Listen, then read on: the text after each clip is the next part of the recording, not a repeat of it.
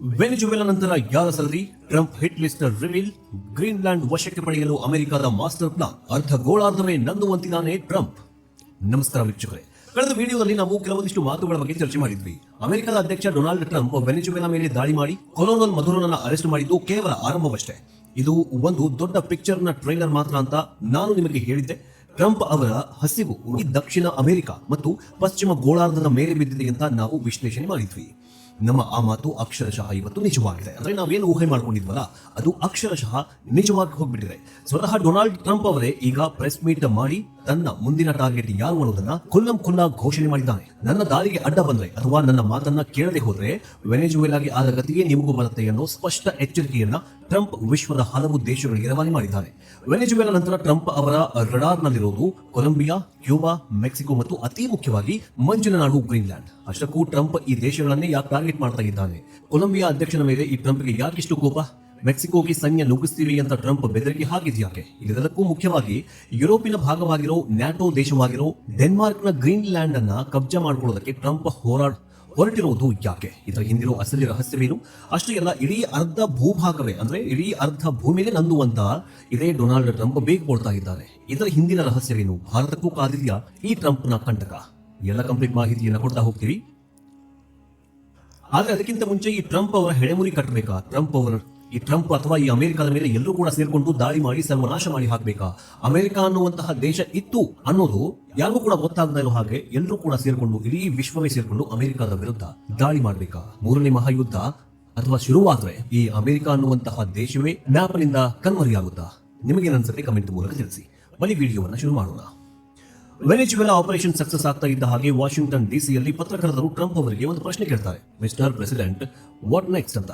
ಆಗ ಟ್ರಂಪ್ ಬಾಯಿಂದ ಬಂದ ಮೊದಲ ಹೆಸರು ಕೊಲಂಬಿಯಾ ದಕ್ಷಿಣ ಅಮೆರಿಕದ 4ನೇ ಅತಿ ದೊಡ್ಡ ದೇಶ. ಸುಮಾರು 5.2 ಕೋಟಿ ಜನಸಂಖ್ಯೆ ಇರೋ ಈ ನೈಸರ್ಗಿಕ ಸಂಪನ್ಮೂಲಗಳ ಆಗರ ಆಗಿರೋ ದೇಶ ಇದು. ಇಲ್ಲಿ ಬಂಗಾರ, ಬೆಳ್ಳಿ, ತೈಲ ನಿಕ್ಷೇಪಗಳು ಹೇರಳವಾಗಿವೆ. ಆದ್ರೆ ಟ್ರಂಪ್ಗೆ ಕೊಲಂಬಿಯಾ ಮೇಲೆ ಕಣ್ಣು ಬೀಳೋಕೆ ಕಾರಣ ಅಲ್ಲಿನ ಸಂಪತ್ತು ಮಾತ್ರವಲ್ಲ, ಅಲ್ಲಿನ ಅಧ್ಯಕ್ಷ ಗುಸ್ತಾವೋ ಪೆಟ್ರೋ ಮೇಲೆ. ಯಾರು ಈ ಗುಸ್ತಾವೋ ಪೆಟ್ರೋ ಕೊಲಂಬಿಯಾದ ಇತಿಹಾಸದಲ್ಲೇ ಅಧಿಕಾರಕ್ಕೆ ಬಂದ ಮೊದಲ ಎಡಪಂಥೀಯ ನಾಯಕ. ಟ್ರಂಪ್ ಬಲಪಂಥಿಯಾದ್ರೆ ಪೆಟ್ರೋ ಎಡಪಂಥಿ. ಇವರಿಬ್ಬರ ಸಿದ್ಧಾಂತಗಳು ಉತ್ತರ ದಕ್ಷಿಣ ಧ್ರುವಗಳಂತೆ. ಪೆಟ್ರೋ ಅವರು ಟ್ರಂಪ್ ಅವರ ನೀತಿಗಳನ್ನ ಕಟುವಾಗಿ ಟೀಕಿಸ್ತಾ ಬಂದಿದ್ರು. ಅಮೆರಿಕದ ದಾದಾಗಿರಿಯನ್ನ ಪ್ರಶ್ನೆ ಮಾಡ್ತಾನೆ ಬಂದಿದ್ರು. ಇದೇ ಈಗ ಟ್ರಂಪ್ ಅವರ ಕೆಂಗಣ್ಣಿಗೆ ಗುರಿಯಾಗಿರೋದು. ಟ್ರಂಪ್ ಅವರ ಗಂಭೀರ ಆರೋಪ ಏನಂತಂದ್ರೆ ಟ್ರಂಪ್ ನೇರವಾಗಿ ಗುಸ್ತಾವೋ ಪೆಟ್ರೋ ಅವರನ್ನ ಅನಾರೋಗ್ಯಕರ ಮನುಷ್ಯ ಅಂತ ಕರೆದಿದ್ದಾರೆ. ಅಷ್ಟೇ ಅಲ್ಲ, ಪೆಟ್ರೋ ತನ್ನ ದೇಶದಲ್ಲಿ ಕೊಕೇನ್ ಮಿಲ್ಗಳನ್ನ ನಡೆಸ್ತಾ ಇದ್ದಾನೆ. ಕೊಲಂಬಿಯಾದಲ್ಲಿ ಡ್ರಗ್ಸ್ ಫ್ಯಾಕ್ಟರಿಗಳನ್ನ ರನ್ ಮಾಡ್ತಾ ಆ ವಿಷಯವನ್ನ ಅಮೆರಿಕಾಗೆ ಸಪ್ಲೈ ಮಾಡ್ತಾ ಇದ್ದಾನೆ ಅಂತ ಗಂಭೀರ ಆರೋಪ ಮಾಡ್ತಾ ಇದ್ದಾನೆ ಇದೇ ಟ್ರಂಪ್ ಅವರ ಮಾತುಗಳನ್ನ ಗಮನಿಸಿದ್ರೆ ಇದು ಕೇವಲ ಆರೋಪ ಅಲ್ಲ, ಯುದ್ಧದ ಘೋಷಣೆಯಾದಂತೆ ಕಾಣಿಸ್ತಾ ಇದೆ. ಅವರು ನಮ್ಮ ಜನರನ್ನ ಕೊಲ್ತಾ ಇದ್ದಾರೆ, ಇದನ್ನ ನಾವು ನೋಡಿಕೊಂಡು ಸುಮ್ಮನೆ ಇರೋಕ್ಕಾಗೋದಿಲ್ಲ ಅಂತ ಟ್ರಂಪ್ ಹೇಳಿರೋದು ಕೊಲಂಬಿಯಾದ ಮೇಲೆ ಮಿಲಿಟರಿ ಆಕ್ಷನ್ಗೆ ಅಮೆರಿಕ ಗ್ರೌಂಡ್ ವರ್ಕ್ ಮಾಡ್ತಾ ಇದೆ ಅನ್ನೋದನ್ನ ಸ್ಪಷ್ಟಪಡಿಸ್ತಾ ಇದೆ. ಇದಕ್ಕೆ ಪ್ರತ್ಯುತ್ತರ ನೀಡಿರೋ ಗುಸ್ತಾವೋ ಪೆಟ್ರೋ, ತಾಕತ್ತಿದ್ರೆ ಬನ್ನಿ ನನ್ನನ್ನ ಅರೆಸ್ಟ್ ಮಾಡಿ ನೋಡೋಣ ಅಂತ ಸವಾಲ್ ಹಾಕಿದ್ದಾರೆ. ಕೊಲಂಬಿಯಾದ ಗಡಿಯಲ್ಲಿ ಈಗ ಸೈನ್ಯ ಜಮಾವಣೆ ಆಗ್ತಾ ಇದೆ. ವೆನೆಜುವೆಲಾ ನಂತರ ದಕ್ಷಿಣ ಅಮೆರಿಕದ ಇನ್ನೊಂದು ಯುದ್ಧ ಭೂಮಿಯಾಗಿ ಕೊಲಂಬಿಯಾ ಬದಲಾಗುವ ಲಕ್ಷಣಗಳು ದಟ್ಟವಾಗಿ ಕಾಣಿಸ್ತಾ ಇದೆ. ಇನ್ನು ಮುಳುಗ್ತಾ ಇರುವ ಹಡಗು ಕ್ಯೂಬಾ. ಟ್ರಂಪ್ ಲಿಸ್ಟ್ ನ 2ನೇ ಹೆಸರು ಕ್ಯೂಬಾ. ಅಮೆರಿಕದ ಫ್ಲೋರಿಡಾ ಕರಾವಳಿಯಿಂದ ಕೇವಲ ಕೆಲವು ಮೈಲಿ ದೂರದಲ್ಲಿರೋ ದ್ವೀಪ ರಾಷ್ಟ್ರ ಕ್ಯೂಬಾ. ಈ ಕ್ಯೂಬಾ ಮೊದಲಿನಿಂದಲೂ ಅಮೆರಿಕದ ಪಾಲಿನ ಕಣ್ಣು ಕಿಸುರು. ಅಲ್ಲಿ ಕಮ್ಯುನಿಸ್ಟ್ ಆಡಳಿತ ಇದೆ. ಕ್ಯೂಬಾದ ಹಾಲಿ ಅಧ್ಯಕ್ಷ ಮಿಗೆಲ್ ಡಿಯಾಸ್ ಕೆನೆಲ್ ಕೂಡ ಟ್ರಂಪ್ ವಿರೋಧಿಯಾಗಿದ್ದಾನೆ. ಆದ್ರೆ ಕ್ಯೂಬಾ ವಿಚಾರದಲ್ಲಿ ಟ್ರಂಪ್ ಸ್ಟ್ರಾಟಜಿ ಸ್ವಲ್ಪ ಬೇರೆನೆ ಮಾಡ್ಕೊಂಡಿದ್ದಾನೆ. ಪತ್ರಕರ್ತರು ಕ್ಯೂಬಾ ಮೇಲೆ ದಾಳಿ ಮಾಡ್ತೀರಾ ಅಂತ ಕೇಳಿದಾಗ ಟ್ರಂಪ್ ನಗತಾ, ಅದರ ಅವಶ್ಯಕತೆ ಇಲ್ಲ, ಅವರೇ ಸಾಯ್ತಾ ಇದ್ದಾರೆ, ನಾವ್ಯಾಕೆ ಗುಂಡು ವೇಸ್ಟ್ ಮಾಡ್ಕೊಳ್ಬೇಕು ಅನ್ನೋ ಧಾಟಿಯಲ್ಲಿ ಉತ್ತರ ಕೊಡ್ತಾ ಇದ್ದಾನೆ. ಹಾಗಾದ್ರೆ ಏನಿದು ಟ್ರಂಪ್ ಲೆಕ್ಕಾಚಾರ? ಕ್ಯೂಬಾ ಇಷ್ಟು ದಿನ ಉಸಿರಾಡ್ತಾ ಇದ್ದಿದ್ದೇ ವೆನೆಜುವೆಲಾ ಸಹಾಯದಿಂದ. ವೆನೆಜುವೆಲಾ ಕ್ಯೂಬಾಗೆ ಕಡಿಮೆ ಬೆಲೆಯಲ್ಲಿ ತೈಲ ಮತ್ತು ಆರ್ಥಿಕ ಸಹಾಯ ಮಾಡ್ತಾ ಇತ್ತು. ಈಗ ವೆನೆಜುವೆಲಾದಲ್ಲಿ ಮಧುರೋ ಸರ್ಕಾರ ಬಿದ್ದು ಹೋಗಿದೆ. ಅಮೆರಿಕ ಅಲ್ಲಿ ಕಂಟ್ರೋಲ್ಗೆ ತೆಗೆದುಕೊಂಡಿದೆ. ಸೊ ಕ್ಯೂಬಾಗೆ ಬರ್ತಾ ಇದ್ದ ಆಕ್ಸಿಜನ್ ಸಪ್ಲೈ ಕಟ್ ಆಗಿದೆ. ಈಗಾಗಲೇ ಅಮೆರಿಕ ದಶಕಗಳ ನಿರ್ಬಂಧದಿಂದ ಕ್ಯೂಬಾದ ಆರ್ಥಿಕತೆ ಪಾತಾಳಕ್ಕೆ ಕುಸಿಯುವಂತೆ ಮಾಡಿದೆ. ಈಗ ವೆನೆಜುವೆಲಾ ಸಹಾಯವೂ ನಿಂತರೆ ಕ್ಯೂಬಾ ತಾನಾಗಿಯೇ ಕುಸಿಯುತ್ತೆ. ಅಲ್ಲಿನ ಜನರೇ ದಂಗೆ ಎದ್ದು ಕಮ್ಯುನಿಸ್ಟ್ ಸರ್ಕಾರವನ್ನ ಕಿತ್ತು ಹಾಕ್ತಾರೆ ಎನ್ನುವುದು ಟ್ರಂಪ್ ಲೆಕ್ಕಾಚಾರ.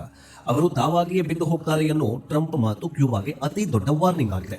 ಇನ್ನು ಮೂರನೇದು ಮೆಕ್ಸಿಕೋ, ಮಿತ್ರನ ಶತ್ರುನ. ಮೂರನೇ ಟಾರ್ಗೆಟ್ ಮೆಕ್ಸಿಕೋ. ಇದು ಅಮೆರಿಕದ ನೇರ ನೆರೆಹೊರೆಯ ದೇಶ. ಇಲ್ಲಿ ಕ್ಲೌಡಿಯಾ ಶಿನ್ಬಾಮ್ ಅನ್ನುವಂತಹ ಅಧ್ಯಕ್ಷರಿದ್ದಾರೆ. ಟ್ರಂಪ್ ಅಧಿಕಾರಕ್ಕೆ ಬಂದ ಮೊದಲ ದಿನದಿಂದಲೂ ಮೆಕ್ಸಿಕೋ ಮೇಲೆ ಗದಾಪ್ರಹಾರ ಶುರು ಮಾಡಿದ್ದಾರೆ. ಸುಂಕಸಮರ ಮೆಕ್ಸಿಕೋದಿಂದ ಬರೋ ವಸ್ತುಗಳ ಮೇಲೆ 50% ಟ್ಯಾಕ್ಸ್ ಹಾಕ್ತೀನಿ ಅಂತ ಹೆದರಿಸಿ ನಂತರ ಇದನ್ನ 30%ಗೆ ಇಳಿಸಿದ್ರು. ಇದು ಮೆಕ್ಸಿಕೋ ಆರ್ಥಿಕತೆಯನ್ನ ಹಿಂಡಿ ಹೆಪ್ಪೆ ಮಾಡಿತು. ಫೆಂಟಾನಿಲ್ ಮತ್ತು ಇತರೆ ಡ್ರಗ್ಸ್ ಬರ್ತಾ ಇದೆಯಂತೆ ಮೆಕ್ಸಿಕೋ ಸರ್ಕಾರಕ್ಕೆ ಅಲ್ಲಿನ ಡ್ರಗ್ಸ್ ಮಾಫಿಯಾಗಳನ್ನ ಕಂಟ್ರೋಲ್ ಮಾಡೋದಕ್ಕೆ ಆಗ್ತಾ ಇಲ್ಲ ಅನ್ನೋದು ಟ್ರಂಪ್ನ ಆರೋಪ. ಟ್ರಂಪ್ ಇಷ್ಟು ಓಪನ್ ಆಗಿ ಮಾತಾಡ್ತಾ ಇದ್ದಾರಂತಂದ್ರೆ, ನಾನು ಕ್ಲೌಡಿಯಾ ಜೊತೆ ಫೋನ್ ನಲ್ಲಿ ಮಾತಾಡಿದ್ದೀನಿ, ಆಕೆ ಒಳ್ಳೆಯವಳು ಆದ್ರೆ ಅಸಹಾಯಕಳು, ನಿಮ್ಮ ಕೈಯಲ್ಲಿ ಕಾರ್ಟೆಲ್ಗಳನ್ನ ಮಟ್ಟ ಹಾಕೋಕೆ ಆಗಿಲ್ಲ ಅಂತಂದ್ರೆ ಹೇಳಿ, ನಾನು ಅಮೆರಿಕದ ಆರ್ಮಿಯನ್ನ ಮೆಕ್ಸಿಕೋಗೆ ಕಳಿಸ್ಕೊಡ್ತೀನಿ, ನಮ್ಮ ಸೈನಿಕರು ಬಂದು ಕ್ಲೀನ್ ಮಾಡ್ತಾರೆ ಅಂತ ನೇರವಾಗಿ ಹೇಳಿದ್ದೀನಿ ಅಂತ ಇದೇ ಟ್ರಂಪ್ ಹೇಳಿದ್ದಾರೆ. ಆದ್ರೆ ವೀಕ್ಷಕರು, ಎಲ್ಲದಕ್ಕಿಂತ ದೊಡ್ಡ ಬಾಂಬ್ ಹಾಕಿರೋದು ಟ್ರಂಪ್ ಯಾವ್ದಂತಂದ್ರೆ ಗ್ರೀನ್ಲ್ಯಾಂಡ್. ಇದು ಜಗತ್ತಿನ ಅತಿ ದೊಡ್ಡ ದ್ವೀಪ. ಭೌಗೋಳಿಕವಾಗಿ ಉತ್ತರ ಅಮೆರಿಕದ ಪಕ್ಕದಲ್ಲೇ ಇದ್ರೂ ರಾಜಕೀಯವಾಗಿ ಇದು ಯುರೋಪ್ನ ಡೆನ್ಮಾರ್ಕ್ ದೇಶದ ಒಂದು ಸ್ವಾಯತ್ತ ಪ್ರದೇಶವಾಗಿದೆ. ಇಲ್ಲಿನ ಜನಸಂಖ್ಯೆ ಕೇವಲ 56,000, ಆದರೆ ಇದರ ವಿಸ್ತೀರ್ಣ ಬರೋಬ್ಬರಿ 21.6 ಲಕ್ಷ ಚದರ ಕಿಲೋಮೀಟರ್, ಅಂದ್ರೆ ಭಾರತದ ಮುಕ್ಕಾಲು ಭಾಗದಷ್ಟು ದೊಡ್ಡದಿದೆ. ಟ್ರಂಪ್ ಕಣ್ಣು ಇದರ ಮೇಲೆ ಬಿದ್ದಿದೆ. ನಮಗೆ ಗ್ರೀನ್ಲ್ಯಾಂಡ್ ಬೇಕು, ನಾವು ಅದನ್ನ ಖರೀದಿ ಮಾಡ್ತೀವಿ, ಇಲ್ಲ ಅಂತಂದ್ರೆ ವಶಕ್ಕೆ ಪಡಿತೀವಿ ಅಂತ ಟ್ರಂಪ್ ಹಠ ಹಿಡಿದು ಕೂತಿದ್ದಾನೆ.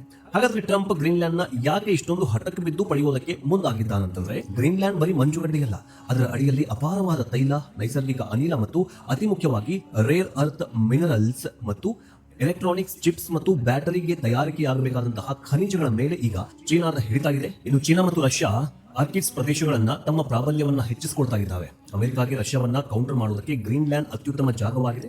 ಈಗಾಗಲೇ ಅಲ್ಲಿ ಅಮೆರಿಕದ ಥೂಲ್ ಏರ್ ಬೇಸ್ ಈಗಾಗಲೇ ನಿರ್ಮಾಣವಾಗಿದೆ. ಇಡೀ ದ್ವೀಪವನ್ನೇ ವಶಕ್ಕೆ ಪಡೆದುಕೊಂಡ್ರೆ ಉತ್ತರ ಧ್ರುವದಲ್ಲಿ ಅಮೆರಿಕದ ಬಾವುಟ ಹಾರತ್ತೆ. ಇನ್ನು ಒಂದು ವೇಳೆ ಗ್ರೀನ್ಲ್ಯಾಂಡ್ ಅಮೆರಿಕಾಗೆ ಸೇರಿದ್ದೇ ಆದ್ರೆ ಅಮೆರಿಕ ವಿಸ್ತೀರ್ಣದಲ್ಲಿ ಚೀನಾವನ್ನ ಹಿಂದಿಕ್ಕಿ ರಷ್ಯಾ ಮತ್ತು ಕೆನಡಾ ನಂತರ ವಿಶ್ವದ 3ನೇ ಅಥವಾ 2ನೇ ಅತಿ ದೊಡ್ಡ ದೇಶವಾಗುತ್ತೆ. ಟ್ರಂಪ್ಗೆ ಇದೊಂದು ಐತಿಹಾಸಿಕ ಸಾಧನೆ ಪ್ರಮುಖವಾದ ಘಟ್ಟವಾಗಿದೆ.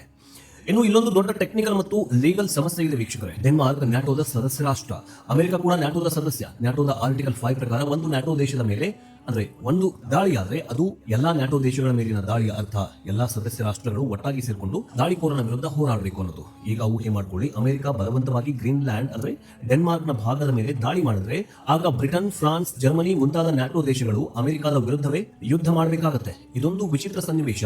ಟ್ರಂಪ್ ಅವರ ಈ ನಡೆ ನ್ಯಾಟೋ ಒಕ್ಕೂಟವನ್ನೇ ಒಡೆದು ಹಾಕಬಹುದು. ನಾನು ನ್ಯಾಟೋ ಬಗ್ಗೆ ತಲೆ ಕೆಡಿಸಿಕೊಳ್ಳಲ್ಲ, ನನಗೆ ಗ್ರೀನ್ಲ್ಯಾಂಡ್ ಬೇಕೇ ಬೇಕಷ್ಟೇ ಅನ್ನೋದು ಟ್ರಂಪ್ ಧೋರಣೆಯಾಗಿದೆ. ಡೆನ್ಮಾರ್ಕ್ ನಮಗೆ ಗ್ರೀನ್ಲ್ಯಾಂಡ್ ಮಾರಲ್ಲ ಅಂದ್ರೆ ನಾವೇ ಕೊಡ್ತೀವಿ ಅನ್ನುವಂತಹದ್ದು ಈಗ ಟ್ರಂಪ್ನ ವಾದವಾಗಿದೆ. ಇನ್ನು ಇಷ್ಟೆಲ್ಲ ನಡೀತಾ ಇದ್ದು ವಿಶ್ವಸಂಸ್ಥೆ ಏನ್ ಮಾಡ್ತಾ ಇದೆ? ವೆನೆಜುವೆಲಾ ಮೇಲಿನ ದಾಳಿ ವಿಶ್ವಸಂಸ್ಥೆಯ ಚಾರ್ಟರ್ನ ಆರ್ಟಿಕಲ್ 2/4 ಸ್ಪಷ್ಟ ಉಲ್ಲಂಘನೆಯಾಗಿದೆ. ಯಾವುದೇ ದೇಶದ ಸಾರ್ವಭೌಮತ್ವಕ್ಕೆ ಧಕ್ಕೆ ತರುವ ಹಾಗಿಲ್ಲ ಹಾಗಂತ ಕಾನೂನು ಹೇಳುತ್ತೆ. ಆದ್ರೆ ಅಮೆರಿಕದ ಮುಂದೆ ವಿಶ್ವಸಂಸ್ಥೆ ಮೂಕ ಪ್ರೇಕ್ಷಕನಾಗಿ ಕೂತ್ಕೊಂಡ್ಬಿಟ್ಟಿದೆ. ವಿಶ್ವಸಂಸ್ಥೆಗೆ ಅತಿ ಹೆಚ್ಚು ಫಂಡ್ ಕೊಡೋದು ಅಮೆರಿಕ. ಭದ್ರತಾ ಮಂಡಳಿಯಲ್ಲಿ ಅಮೆರಿಕಾಗೆ ವಿಟೋ ಪವರ್ ಇದೆ. ಹೀಗಾಗಿ ಅಮೆರಿಕದ ವಿರುದ್ಧ ವಿಶ್ವಸಂಸ್ಥೆ ನಿರ್ಣಯ ಪಾಸ್ ಮಾಡುವುದು ಅಸಾಧ್ಯ. ವಿಶ್ವಸಂಸ್ಥೆಯನ್ನ ವಿಸರ್ಜನೆ ಮಾಡುವ ಕಾಲ ಬಂದಿದೆ ಅಂತ ಜನ ಮಾತನಾಡಿಕೊಳ್ಳುವ ಮಟ್ಟಕ್ಕೆ ಅದರ ಮೌಲ್ಯ ಕುಸಿತಾಗಿದೆ. ಚೀನಾ ಮತ್ತು ರಷ್ಯಾ ಕೇವಲ ಖಂಡನೆ ವ್ಯಕ್ತಪಡಿಸಿ ಸುಮ್ಮನಾಗ್ತಾ ಇದ್ದಾವೆ. ಯಾಕಂದ್ರೆ ಅವರಿಗೂ ಕೂಡ ಗೊತ್ತು ಅಮೆರಿಕದ ಮಿಲಿಟರಿ ಶಕ್ತಿಯ ಮುಂದೆ ನೇರ ಯುದ್ಧಕ್ಕೆ ಇಳಿಯುವುದು ವಿನಾಶಕಾರಿ ಅಂತ. ಆದ್ರೆ ವೀಕ್ಷಕರೇ, ನಾವಿವತ್ತು ಒಂದು ಅಪಾಯಕಾರಿ ಕಾಲಘಟ್ಟದಲ್ಲಿ ಬದುಕುತ್ತಾ ಇದ್ದೇವೆ. ಮೈಟ್ ಬಿ ರೈಟ್ ಅನ್ನೋ ಕಾಡಿನ ನ್ಯಾಯ ಮತ್ತೆ ಜಾರಿಗೆ ಬರ್ತಾ ಇದೆ. ಟ್ರಂಪ್ ಅವರ ಈ ನಡೆಗಳು ಜಗತ್ತನ್ನ ಅಸ್ಥಿರತೆಯ ಕಡೆ ತಳ್ತಾ ಇದ್ದಾವೆ. ವೆನೆಜುವೆಲಾ ನಂತರ ಕೊಲಂಬಿಯಾ, ಕ್ಯೂಬಾ, ಮೆಕ್ಸಿಕೋ, ಗ್ರೀನ್ಲ್ಯಾಂಡ್. ಈ ಪಟ್ಟಿ ಇಲ್ಲಿಗೆ ನಿಲ್ಲುತ್ತಾ ಅಥವಾ ಇಡೀ ಜಗತ್ತನ್ನ ಆವರಿಸಿಕೊಳ್ಳುತ್ತಾ ಅನ್ನೋದನ್ನ ಕಾಲವೇ ಉತ್ತರಿಸಬೇಕು. ಅಮೆರಿಕದ ಫಾರಿನ್ ಪಾಲಿಸಿ ಇವತ್ತು ಡಿಪ್ಲೊಮ್ಯಾಸಿಯಿಂದ ದಾದಾಗಿರಿಗೆ ಶಿಫ್ಟ್ ಆಗ್ತಾ ಇದೆ. ಇದು ಕೇವಲ ಆಯಾ ದೇಶಗಳಿಗೆ ಮಾತ್ರ ಅಲ್ಲ, ಭಾರತದಂತಹ ತಟಸ್ಥ ದೇಶಗಳಿಗೂ ಎಚ್ಚರಿಕೆಯ ಕರೆಗಂಟೆ. ನಿಮಗೇನನ್ಸುತ್ತೆ? ಟ್ರಂಪ್ ಗ್ರೀನ್ಲ್ಯಾಂಡ್ ಅನ್ನ ವಶಕ್ಕೆ ಪಡೆಯೋಕೆ ಸಾಧ್ಯನಾ? ನ್ಯಾಟೋ ದೇಶಗಳು ಅಮೆರಿಕವನ್ನ ಎದುರಿಸ್ತಾವ? ನಿಮ್ಮ ಅನಿಸಿಕೆ, ಅಭಿಪ್ರಾಯಗಳನ್ನ ಕಮೆಂಟ್ ಮೂಲಕ ತಿಳಿಸಿ. ನೆಕ್ಸ್ಟ್ ಅಪ್ಡೇಟ್ ನೊಂದಿಗೆ ಬೇಗ ವಾಪಸ್ ಬರ್ತೀವಿ. ಜೈ ಹಿಂದ್, ಜೈ ಕರ್ನಾಟಕ, ವಂದೇ ಮಾತರಂ.